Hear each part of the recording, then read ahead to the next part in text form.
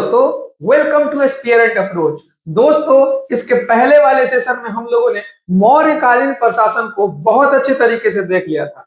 आज जो हमारी चर्चा होगी वो मौर्योत्तर काल और गुप्त काल पे होगी। तो मौर्योत्तर काल के अंतर्गत जितने वंश आए हम उनका अध्ययन करेंगे और उस वंश से संबंधित जो महत्वपूर्ण राजा हैं और उनसे संबंधित जो महत्वपूर्ण तथ्य हैं बस उन्हीं को हम देखेंगे। इसके बाद हम मूव ऑन करेंगे गुप्त काल पे। और गुप्त काल में जो आज हमारी चर्चा होगी वो बस शासकों की ही होगी। कल हम गुप्तकालीन प्रशासन के बारे में बहुत अच्छे तरीके से पढ़ेंगे। तो चलिए आज के सेशन की शुरुआत करते हैं मौर्योत्तर काल के लिए। तो देखिए, जो मौर्य वंश था उसका अंतिम शासक बृहदत्त था और बृहदत्त की हत्या किसने की? उसके एक मंत्री पुष्यमित्र शुंग ने की और मगध पे एक नए वंश जो कि ब्राह्मण वंश था उसकी स्थापना की, जिसको हम शुंग वंश के नाम से जानते हैं। तो शुंग वंश का संस्थापक कौन? पुष्यमित्र शुंग। किसकी हत्या करके शासक बना? मौर्य वंश के अंतिम शासक बृहदत्त की हत्या करके वो शासक बना।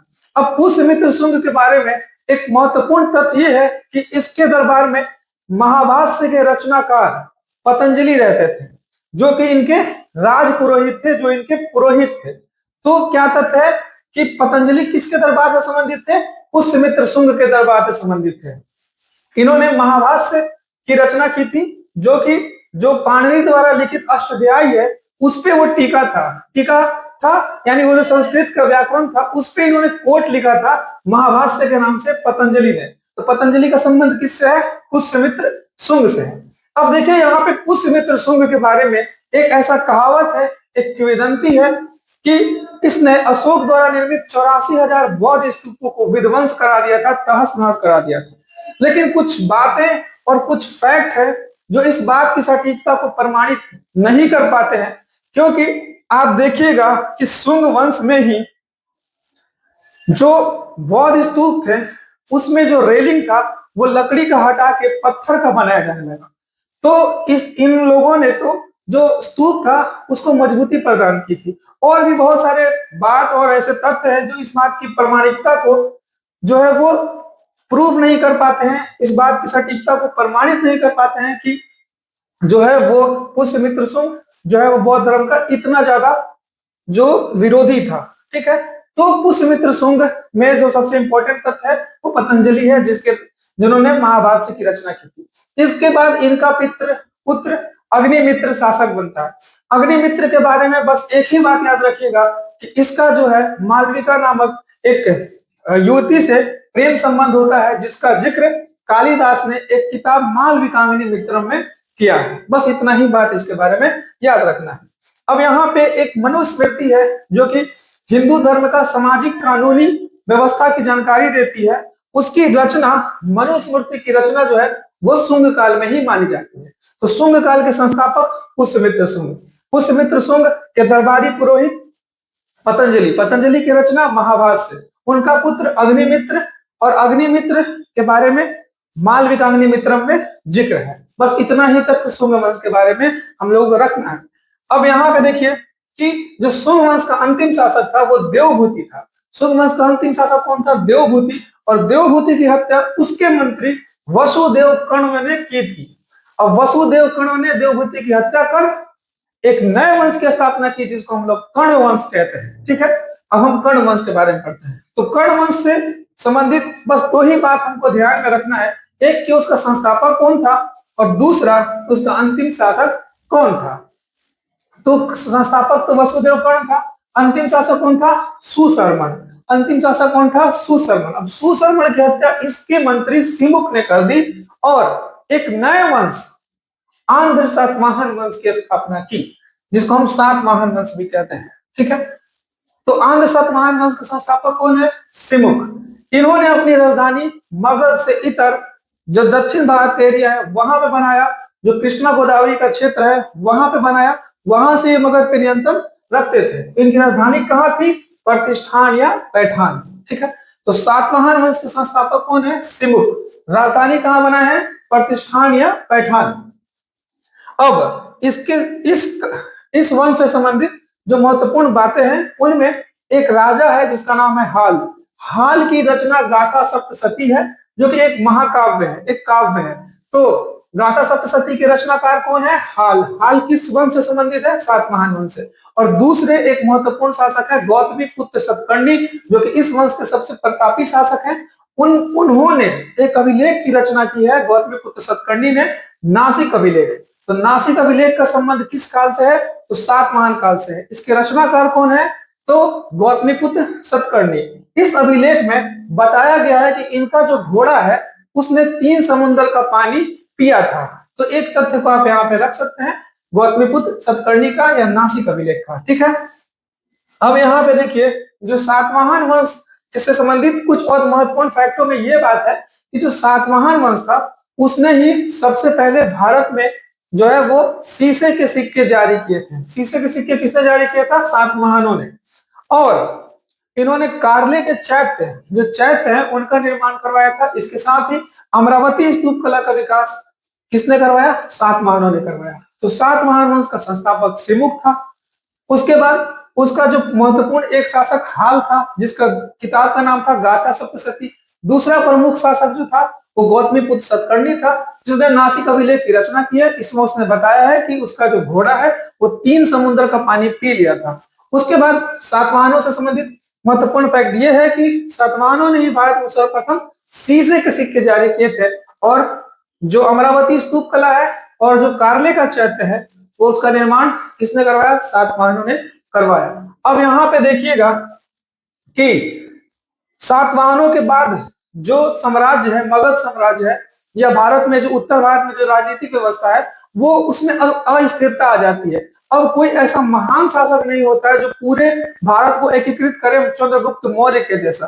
तो जो साम्राज्य है वो छोटे छोटे भागों में टूट जाता है, आपसी राजाओं में संबंध नहीं होता है। ठीक है, वो अपनी मातृभूमि का ना मातृभूमि को ना समझ के अलग अलग राज्य से वो अपना शासन कर रहे थे। ठीक है, तो उसी में बाहरी शासकों का, विदेशी शासकों का आक्रमण होगा। लेकिन विदेशी शासकों के आक्रमण से पहले हम एक और वंश, चेदी वंश को देख लेते हैं।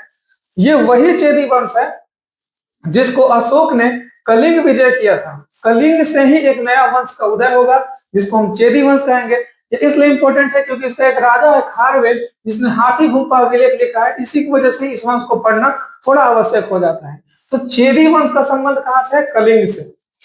कलिंग में इस वंश का उदय हुआ क्योंकि अशोक की मृत्यु के बाद ये वंश जो था, ये जो कलिंग था वो स्वतंत्र हो गया था। अब यहीं पे एक हाथी गुम्फा अभिलेख मिला है जो किस शासक का है? खारवेल का।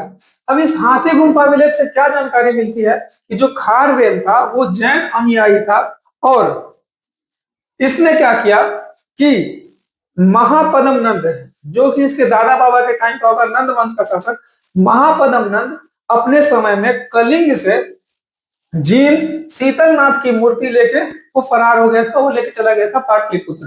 तो इतिहास को फिर से दोहराया खारवेल ने और पाटलिपुत्र या मगध से जीन शीतलनाथ की मूर्ति को कहां ले आया? कलिंग ले आया। क्यों ले आया? क्योंकि ये जैन अनुयायी था। ठीक है, तो ये चेदी वंश इस प्रकार हमने समाप्त कर दिया। अब हम विदेशी आक्रमणों को देखते हैं। जब भारत में इस समय में राजनीतिक अस्थिरता थी तो विदेशी आक्रमण में किन किन वंश के राजाओं ने भारत का आक्रमण किया, इसको देखते हैं। तो देखिए जो विदेशी राजवंश है उनमें सबसे पहले हिंद यूनानी या बैक्ट्रियाई यूनानी शासकों को देखते हैं। भारत में जो सबसे पहले जो आक्रमण किया, जो बारंबार आक्रमण किया और आक्रमण में सफल हुए, वो हिंद यूनानी या बैक्ट्रियाई यूनानी शासक थे। इनमें जो सबसे पहले शासक आया, भारत पहुंचा, उसका नाम डेमेट्रियस प्रथम था। जो सबसे पहले हिंद यूनानी शासक भारत पहुंचा उसका नाम क्या था? डेमेट्रियस प्रथम था। ये बोलन दर्रे को पार करके भारत में एंटर किया था। उस समय भारत में एंटर करने के लिए इसी दर्रे को पार करना होता था। ठीक है, खैबर दर्रा, बोलन दर्रा। तो बोलन दर्रा को पार करके ये एंटर किया था और अपनी राजधानी कहाँ बनाया था? सियालकोट। सियालकोट को अपनी राजधानी बनाया था। तो हिंद यूनानी शासकों में एक प्रमुख शासक है, ये तो सबसे पहले आया डेमेट्रियस, लेकिन जो सबसे प्रमुख जिसके बारे में हमको यहाँ पढ़ना है वो मिनांडर है। और मिनांडर इसलिए फेमस है क्योंकि उसने बौद्ध भिक्षु नागसेन से बहुत सारे सवाल जवाब किए थे और उन सवाल जवाब को एक ग्रंथ में संकलित कर दिया गया जिसको मिलिंद पन्हो कहते हैं। ठीक है, तो मिलिंद पन्हो किस भाषा में लिखा गया? पाली भाषा में। ये इस बुक में किसका जिक्र है? तो बौद्ध भिक्षु नागसेन और मिनांडर के बीच जो वाद विवाद है उसका संकलन है। तो मिनांडर का संबंध किससे है? हिंद यूनानी या बैक्ट्रिया यूनानी शासकों में है। ठीक है, अब हम आगे चलते हैं। अब यहाँ पे आपको याद रखना है कि यूनानियों ने भारतीयों को क्या दिया। तो सबसे पहले भारतीयों का परिचय एक कला से कराया जिसको हेलेनिस्टिक आर्ट कहते हैं। ठीक है, हेलेनिस्टिक आर्ट एक नवीन शैली हेलेनिस्टिक कला का विकास या भारतीयों को उससे परिचय कराया।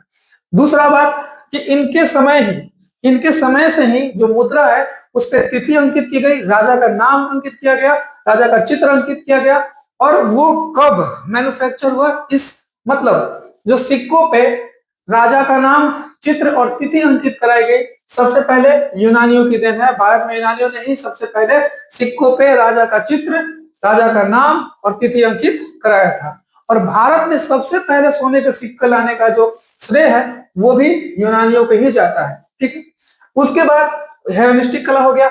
और नाटक में जो पर्दा प्रथा है उसका शुरुआत, भारतीय रंगमंच में जो पर्दा लगता है नाटक में आगे, उसका जो शुभारंभ है वो यूनानियों की ही देन है। उसके बाद गांधार कला का विकास भी यूनानियों का देन है, जिसमें भारतीय कला और यूनानी कला को मिलाकर एक नवीन कला का जन्म दिया गया जिसको हम कहते हैं गांधार कला।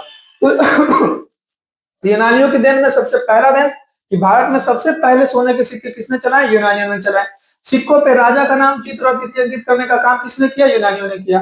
भारतीयों को एक नया कला जिसको हेलेनिस्टिक आर्ट कहते हैं उसे परिचय कराया यूनानियों ने। एक नए गांधार शैली का विकास किसने किया, यूनानियों ने। रंगमंच में पर्दा प्रथा का जो प्रचलन है वो भी यूनानियों की ही देन है। तो इतने इंपॉर्टेंट बात है यूनानियों की देन से संबंधित, आप इसको याद रखिएगा। अब यहाँ पे एक बात याद रखिएगा कि भारत में सर्वप्रथम सोने के सिक्कों को चलाने का चलन वो तो हिंद यूनानियों ने किया था, लेकिन सर्वाधिक सोने के सिक्के किसने चलाए, मतलब सबसे ज्यादा उस काल में सोने के सिक्के जारी हुए तो वो गुप्तों का समय था। और सर्वाधिक शुद्ध सोने के सिक्के पूछता है कि किसके वंश में आया, तो कुषाणों के टाइम में सबसे ज्यादा शुद्ध सोने के सिक्के चलाए गए, और शीशो के सिक्के के लिए तो सातवाहन है। ठीक है, अब हम आगे चलते हैं। हिंद यूनानी के बाद किनका आगमन हुआ, कौन आए, तो पहले हिंद यूनानी आए, विदेशी आगमन सबसे पहले हिंद यूनानी, विदेशी आक्रमण में सबसे पहले कौन, हिंद यूनानी। उसके बाद आएंगे शक आएंगे। ठीक है, शक जो है वो मध्य एशिया के क्षेत्र से आएंगे, कजाकिस्तान वाले क्षेत्र से आएंगे। ठीक है, उज्बेकिस्तान, कजाकिस्तान यानी मध्य एशिया वाले क्षेत्र से ये भारत में आएंगे।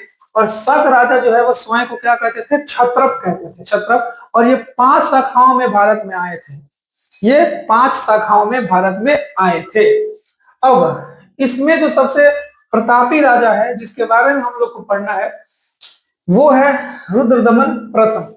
तो अब इस रुद्रदमन प्रथम के बारे में क्या पढ़ना है कि इसने अपना जो शासन है वो पहले कहा, एक लोकेशन देखते हैं कि इसका शासन साम्राज्य कहाँ था। तो पश्चिमी भारत, सिंध और नर्मदा घाटी आदि का क्षेत्र, जो गुजरात, सौराष्ट्र, सिंध आदि का क्षेत्र है, उस पे किसका साम्राज्य था, किसका शासन था, वो रुद्रदमन प्रथम था।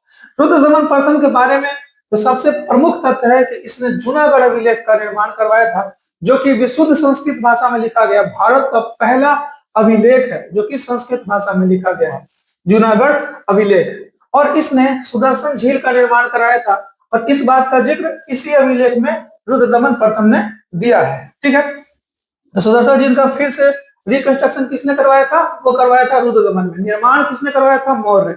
उसके बाद पहला कंस्ट्रक्शन का काम किसने कराया, अशोक। उसके बाद दूसरा कंस्ट्रक्शन का काम किसने कराया, रुद्रदमन। और इसके बाद जो कराएगा वो स्कंदगुप्त कराएगा। ठीक है, तो इस प्रकार आप इन बातों को याद रखिएगा। तो शक क्या थे, शक जो थे वो कहां से आए थे, तो मध्य एशिया से आए थे।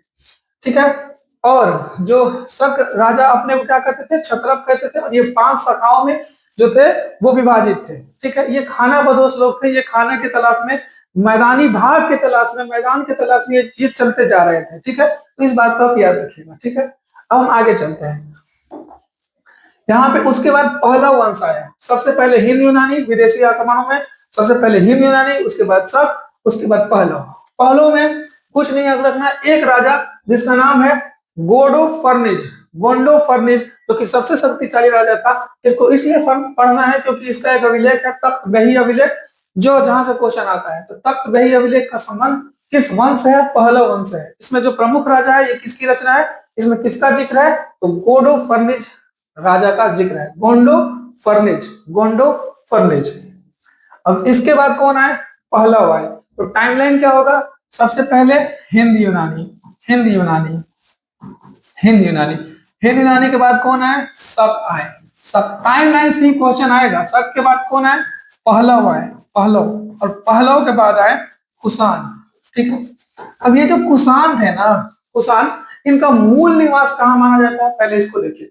इनका मूल निवास चीन के बॉर्डर पे माना जाता है। भारत और चीन का जो बॉर्डर है वहां पे जो तुर्किस्तान है उसको माना जाता है ये यहीं के निवासी थे।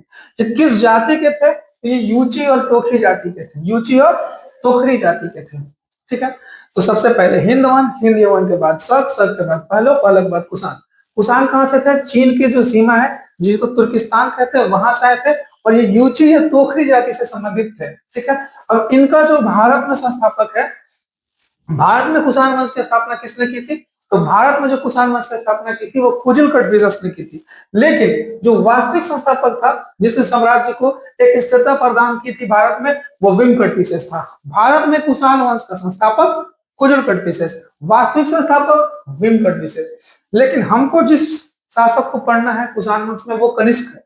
और कनिष्क से क्वेश्चन आ चुके हैं आपके एग्जाम में, इसलिए ये जो राजा है वो बहुत ज्यादा इंपॉर्टेंट है कुषाण वंश का।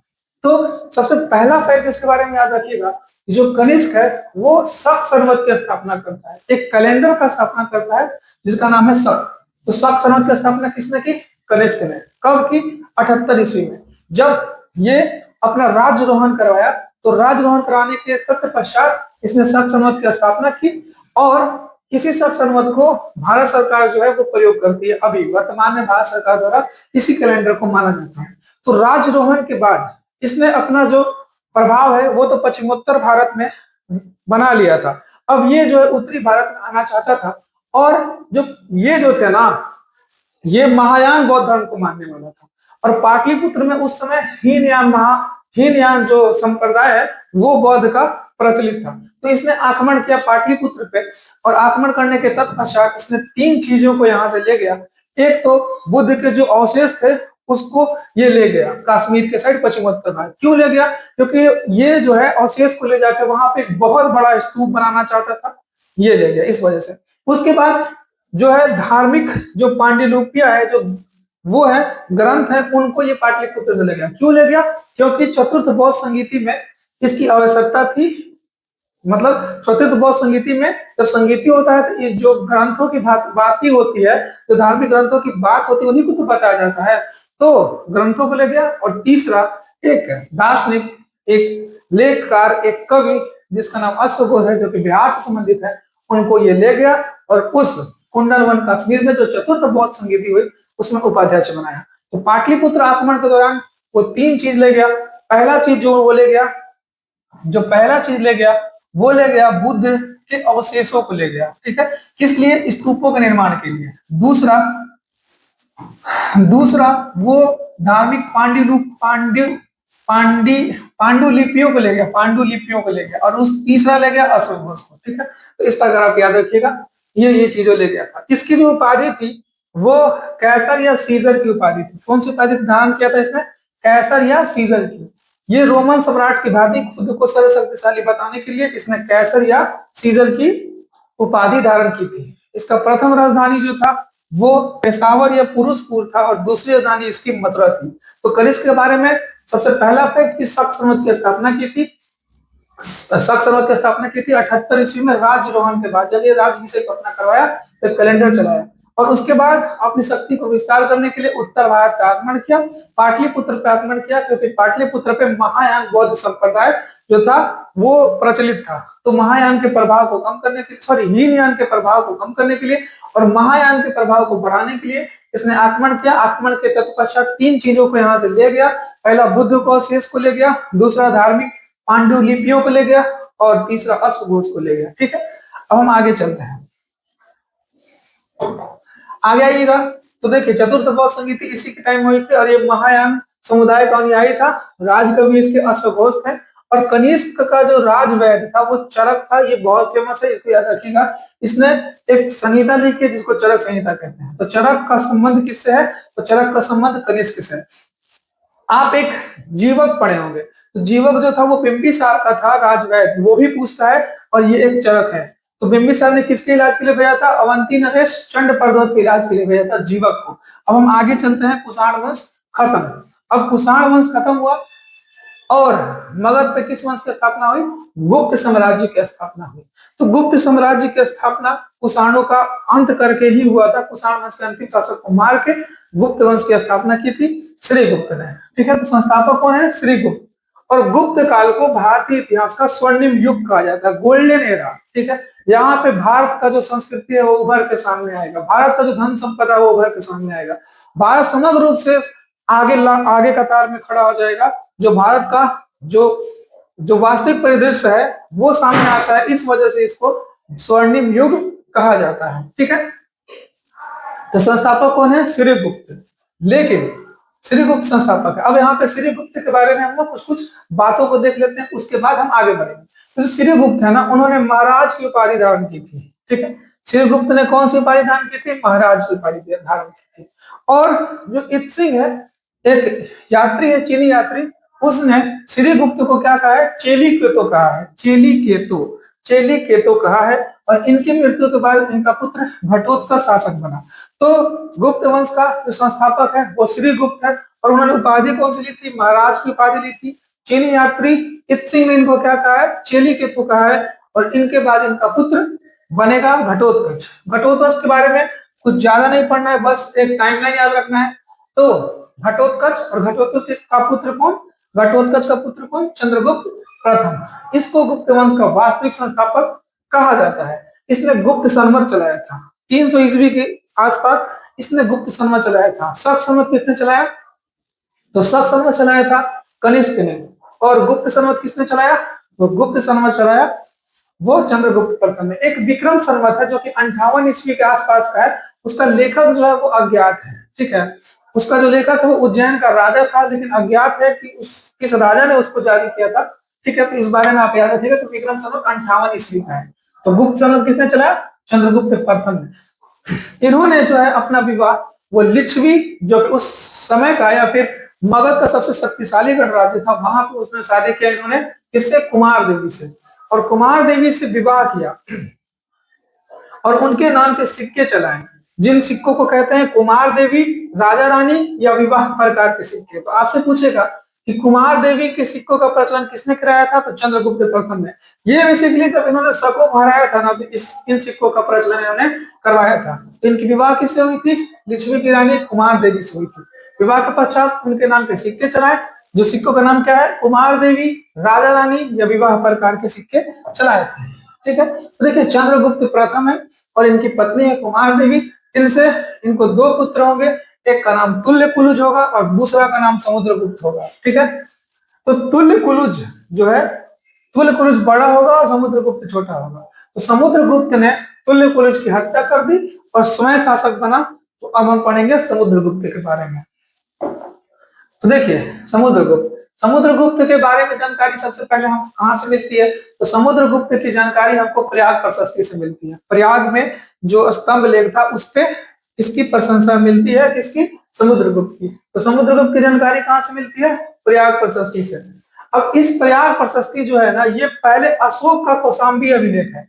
और जब मैंने पढ़ाया था कि अशोक का जो कौशाम्बी स्तंभ लेख है, उसी पे किसने? समुद्रगुप्त ने अपनी प्रशंसा छपवाया। उसमें अशोक का भी प्रशंसा है, इसके साथ ही समुद्रगुप्त का भी प्रशंसा है, और बाद में जहांगीर ने भी जो है अपनी प्रशंसा इस कौशाम्बी अभिलेख पे करवाया है। ठीक है, तो एक बात याद रखिएगा कि अशोक के कौशाम्बी अभिलेख पे किन किन शासकों के बारे में जानकारी मिलती है, किन किन शासकों की प्रशंसा है। तो सबसे पहले तो एक हो जाएगा जिसका है अशोक का, दूसरा जो होगा वो समुद्रगुप्त का होगा, तीसरा जहांगीर का और बीरबल का होगा। ठीक है, तो इन इतने व्यक्तियों का अशोक के कौशाम्बी अभिलेख में चर्चा मिलता है। ठीक है, तो जानकारी का स्रोत क्या है? प्रयाग प्रशस्ति, वही अशोक का कौशाम्बी वाला अभिलेख, उसी में इसका लेख है। इसको कहते हैं कि प्रयाग में जो मिला है प्रशंसा पत्र।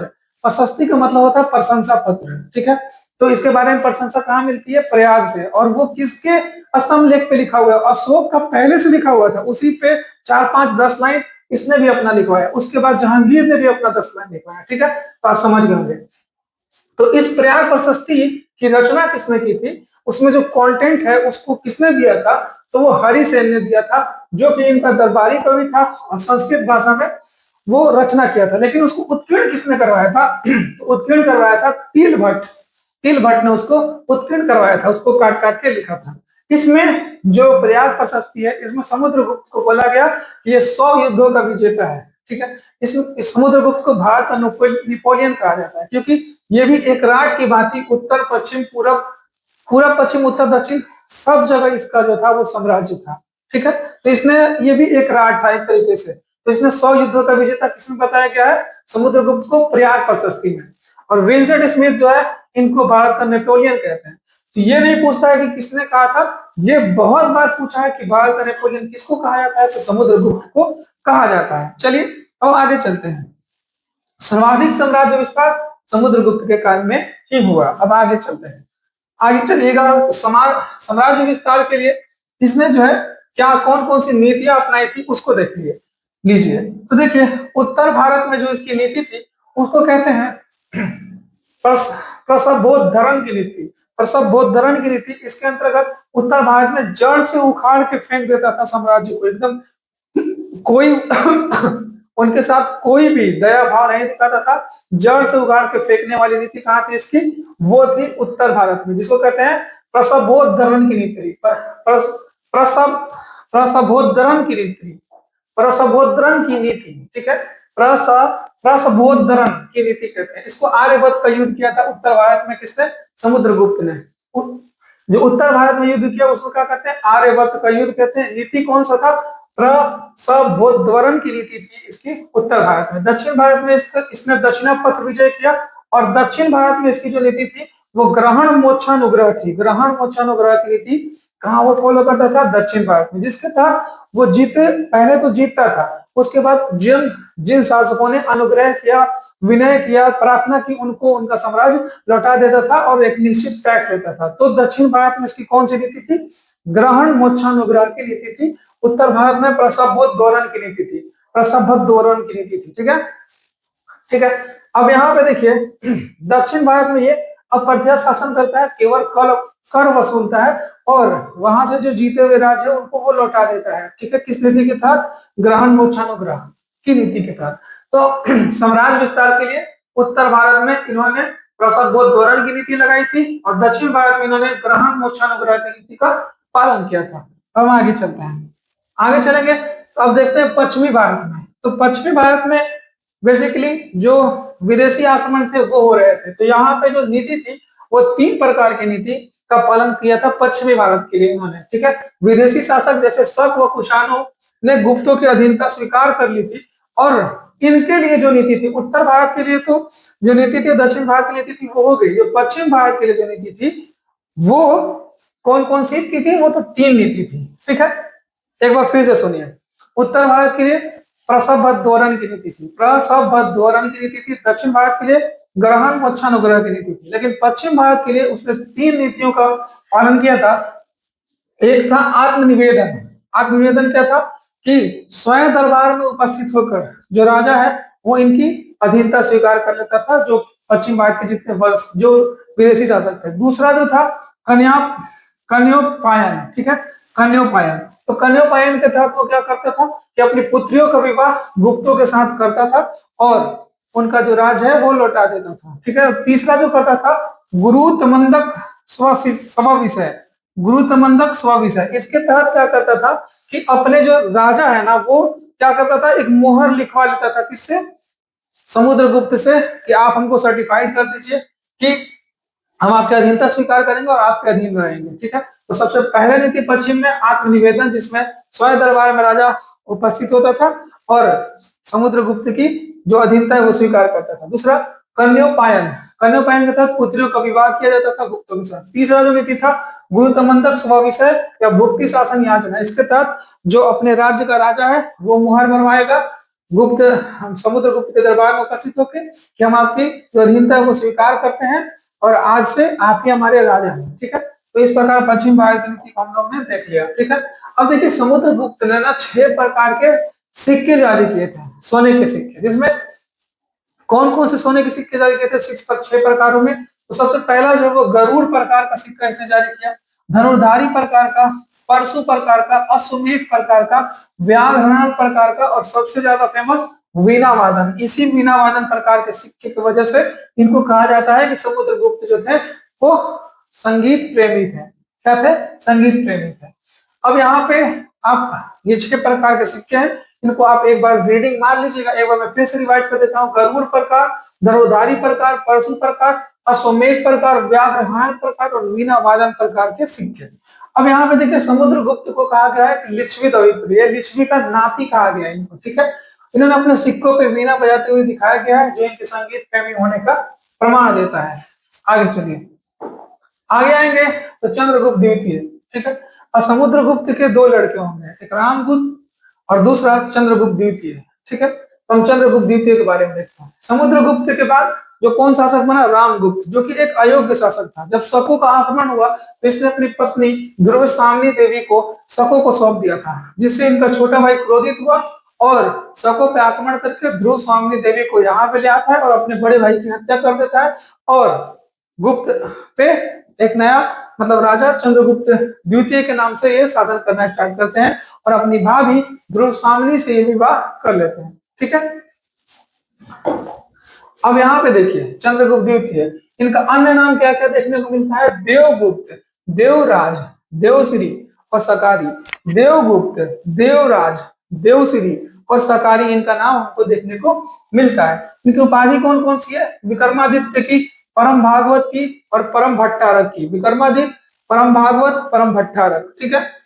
अन्य नाम में चंद्रगुप्त द्वितीय का अन्य नाम देवगुप्त, देवराज, देवश्री, सकारी। उपाधि क्या है? विक्रमादित्य, परम भागवत, परम भट्टारक, ठीक है। इनकी 2 पत्नियां थी, एक तो ध्रुवसाम्नी देवी जो कि इनकी भाभी थी, उनसे जो इनको पुत्र हुआ वो महेंद्रादित्य था, जिसको हम लोग कुमारगुप्त प्रथम कहते हैं। और जो दूसरा इन्होंने विवाह किया था वो कुबेर नागा से किया था, जो कि नागवंश की राजकुमारी थे। उनसे इनको एक पुत्री होती है जिनका नाम है प्रभावती, ठीक है। इस बात को आप याद रखिएगा कि जो इनकी भाभी थे उनसे जो पुत्र हुआ वो कुमारगुप्त प्रथम था, और जो दूसरा विवाह किया था कुबेर नागा से, जिससे इनको एक पुत्री की प्राप्ति होती है, जिसका नाम है प्रभावती, ठीक है। अब एक बात और याद रखिएगा यहाँ पे कि चंद्रगुप्त द्वितीय के टाइम में ही एक चीनी यात्री फाहियान का भारत में आगमन होगा और उसकी जो रचना है वो कौन सी है? फोकोकी, फोकोकी, ठीक है। हम आगे चलते हैं, आगे देखिएगा तो देखिए चंद्रगुप्त द्वितीय ने प्रभावती का विवाह अपनी जो पुत्री जो कि कुबेर नागा से जन्मी थी, प्रभावती का विवाह किससे किया? वाकाटक वंश के राजा रुद्रसेन द्वितीय से किया। और विवाह करने से क्या हुआ? पहले वाकाटक वंश कहाँ पे था? तो दक्षिण भारत में। विवाह करने से क्या फायदा हुआ कि जो शकों का दमन जो किया वो वाकाटकों की सहायता से ही पश्चिमी भारत में शकों को पूर्णतः पराजित किया था चंद्रगुप्त द्वितीय ने, ठीक है। चंद्रगुप्त द्वितीय ने शकों को पूर्णतः पराजित किया था, किसकी सहायता से? वाकाटक वंश के राजा की सहायता, रुद्रसेन द्वितीय की सहायता से किया था, क्योंकि अपनी पुत्री का विवाह किससे कराया था? रुद्रसेन द्वितीय से, ठीक है। और इनके दरबार में 9 विद्वानों की एक मंडली रहती थी, ठीक है, जिनको हम लोग 9 रत्न कहते हैं। एक बात याद रखिएगा कि जो आर्यभट्ट थे वो इन 9 रत्न में शामिल नहीं थे। तो उन 9 रत्न में से आप 3-4 का नाम याद रख लीजिए। अमर सिंह, वारामिहिर, धनवंतरी और कालिदास। वारामिहिर खगोलक थे, खगोल शास्त्र के जानते थे ये, ठीक है, खगोल से संबंधित थे। धनवंतरी चिकित्सक थे, चिकित्सक। कालिदास कवि थे, कवि थे, ठीक है। और अमर सिंह भी कवि थे। तो आप ऐसे याद रखिएगा, वारामिहिर खगोलक थे, ज्योतिष शास्त्र से संबंधित थे। धनवंतरी चिकित्सक से, कालिदास कवि थे, अमर सिंह भी कवि थे। लेकिन आर्यभट्ट का संबंध जो है वो इन 9 रत्नों में से नहीं है, ठीक है। अब हम आगे चलते हैं। तो शकों को पराजित किया। शकों को पराजित करने के उपलक्ष्य में विक्रमादित्य की उपाधि, जैसा हम लोग पढ़ा ना कि विक्रमादित्य, परम भागवत, परम भट्टारक की उपाधि थी, तो विक्रमादित्य की उपाधि इन्होंने कब ली? शकों को पराजित करने के पश्चात। और शकों को पराजित करने के पश्चात ही व्याघ्र प्रकार के जो सोने के सिक्के उनको इन्होंने चलाया था, ठीक है। मैंने 6 प्रकार के सोने के सिक्के बताया था ना, उसी में व्याघ्र प्रकार का जो सोने का सिक्का है वो शकों को पराजित करने के पश्चात इन्होंने चलाया था, ठीक है। अब यहाँ पे देखिए इनके बाद इनका पुत्र कुमारगुप्त प्रथम या महेंद्रादित्य जो है वो शासक बनता है। इन्होंने क्या किया कि अपने सिक्कों में जो 6 प्रकार में से जो एक गरुड़ प्रकार का सिक्का था, तो गरुड़ के स्थान पर इन्होंने किसको बैठा दिया? मयूर को। गरुड़ के स्थान पे मयूर को बैठा दिया। और इन्होंने नालंदा विश्वविद्यालय की स्थापना की है, जिसको कि महायान बौद्ध धर्म का ऑक्सफोर्ड कहा जाता है। क्या कहा जाता है? महायान बौद्ध धर्म का ऑक्सफोर्ड। तो नालंदा विश्वविद्यालय की स्थापना किसने की थी? तो उन्होंने की थी कुमारगुप्त प्रथम ने की थी। अब तुमैन अभिलेख एक है, इस अभिलेख में कुमारगुप्त प्रथम को शरदकालीन सूर्य की भांति शांत बताया गया है। ठीक है, तुमैन अभिलेख में कुमारगुप्त को शरदकालीन सूर्य की भांति शांत बताया गया है। ठीक है, तो ये आपसे पूछेगा कि शरदकालीन सूर्य की भांति शांत किस राजा के बारे में तथ्य देखने को मिलता है, तो कुमारगुप्त के बारे में मिलता है। अंतिम समय में, इनके समय में हुणों का आक्रमण हुआ। इनके पिता के समय में शकों का आक्रमण हुआ था, जिसमें उन्होंने वाकाटक वंश के शासक रुद्रसेन द्वितीय की सहायता से पूर्णतः दमन कर दिया था। लेकिन जो अंतिम समय में, इनके अंतिम समय में किसका आगमन हुआ, तो हुणों का और शुंगों का, हुणों का तथा पुष्यमित्र शुंगों का आगमन हुआ था। ठीक है, अब हम आगे चलते हैं। तो हुणों का आगमन हुआ था किसके अंतिम समय में, कुमारगुप्त के अंतिम समय में। तो कुमारगुप्त वहां निधन हो गया, उनके बाद उनका पुत्र स्कंदगुप्त बना, जिसने हुणों को पराजित किया। ठीक है, हुणों को पूर्णतः पराजित किया किसने, स्कंदगुप्त ने।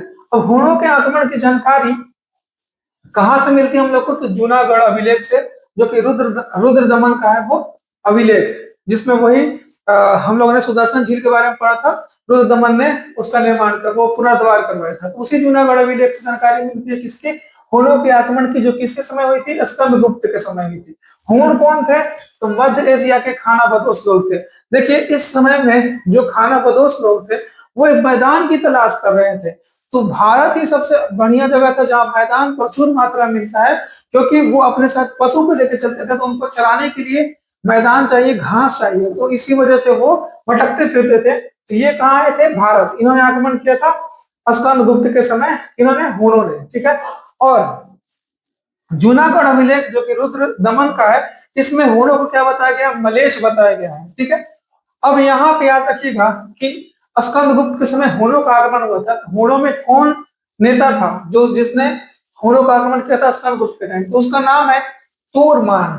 तोरमान नेता ने हुणों का नेतृत्व किया था और स्कंदगुप्त के टाइम जो है वो आक्रमण किया था। ठीक है, और स्कंदगुप्त ने हुणों के आक्रमण से परेशान होकर जो सोने के सिक्के है उसमें मिलावट करना स्टार्ट कर दिया। ठीक है, तो याद रखिएगा कि हुणों के आक्रमण से परेशान होकर सोने के सिक्कों में मिलावट करने का जो काम किया था वो किसने किया था, वो स्कंदगुप्त ने किया था। ठीक है, अब आगे चलिए। तो इस प्रकार जो सबसे ज्यादा मिलावटी, सबसे ज्यादा अशुद्ध, जैसे हम लोगों ने पढ़ा था ना कि सबसे ज्यादा शुद्ध सिक्के वो कुषाणों के टाइम चलाए जाते थे, तो सबसे ज्यादा अशुद्ध सिक्के जो वो गुप्तों ने चलाए और सबसे ज्यादा भी चलाए। ठीक है, अब यहाँ पे आगे चलिएगा कि स्कंदगुप्त के टाइम ही फिर एक बार सुदर्शन झील का जो है पुनर्निर्माण होगा। आप एक बार सुदर्शन झील को अच्छे से देखिए, यहाँ से क्वेश्चन आया है। देखिए देखिए सुदर्शन झील, सुदर्शन झील का निर्माण किसने करवाया था, चंद्रगुप्त मौर्य ने करवाया था। किसकी सहायता से, अपने राज्यपाल पुष्यगुप्त की सहायता से करवाया था। और इसको सबसे पहले रिपेयर करवाया था वो अशोक मौर्य ने कराया था। वो किसकी सहायता से कराया था, तुषास्प की सहायता से। सेकेंड बार रिपेयर कराया था रुद्र दमन, जो कि शक वंश से संबंधित था, वो स्वयं करवाया था। चौथी बार जो रिपेयर करवाया था, सॉरी तीसरी बार जो रिपेयर करवाया था वो स्कंदगुप्त ने करवाया था अपने राज्यपाल चक्रपालित की सहायता से। तो सुदर्शन झील का निर्माण Chandragupta Maurya. First repair Ashok, second repair शक शासक रुद्र दमन, थर्ड रिपेयर स्कंदगुप्त। तो किसकी मदद से कराया था, तो पुष्यगुप्त की मदद से फर्स्ट टाइम निर्माण हुआ था। रिपेयर हुआ था तुषास्प की सहायता से फर्स्ट टाइम, और सेकंड टाइम रिपेयर स्वयं हुआ था, और थर्ड टाइम चक्रपालित की सहायता से। इसके बाद जो गुप्त वंश का अंतिम शासक था वो विष्णुगुप्त था। तो विष्णुगुप्त अंतिम शासक था, परंतु एक और शासक जो कि स्कंदगुप्त के बाद और विष्णुगुप्त से पहले था, भानुगुप्त था। उसके बारे में पढ़ना इसलिए जरूरी है क्योंकि इसी के समय एक अभिलेख है, इसी का एक अभिलेख है जिसका नाम है एरन अभिलेख, जिससे भारत में सती होने का प्रथम प्रमाण मिलता है। तो इस वजह से ये जो है वो इंपॉर्टेंट हो जाता है। तो भानुगुप्त के समय हुणों का आगमन हुआ था। हुणों में किसका, मिहिर कुल का आगमन हुआ था, मिहिर कुल का। तो मिहिर कुल के आगमन से सामना करने के लिए भानुगुप्त ने अपने एक सेनापति जिसका नाम था गोपराज, उसको भेजा था। परंतु युद्ध में जो गोपराज है वो मारा जाता है, और गोपराज के डेड बॉडी के साथ उनकी जो पत्नी है वो सती व्रत का पालन करती है। और इस प्रकार यहीं पे सबसे पहले हम लोग को भारत में सती प्रथा का प्रमाण मिलता है। तो इस प्रकार मैंने पूरे गुप्त वंश के शासकों को अच्छे तरीके से समझा दिया, और गुप्त वंश के जितने भी फैक्ट हैं उनको आपके दिमाग में बता दिया। जो समुद्रगुप्त के फैक्ट थे उसमें थोड़े वर्ड टिपिकल थे, तो उसको बहुत अच्छे से कीजिएगा। ठीक है, बार बार कीजिएगा तो आप बोलने लगेगा। तो इस प्रकार हम अब चैप्टर का समावेशन करते हैं। मिलते हैं कल। धन्यवाद।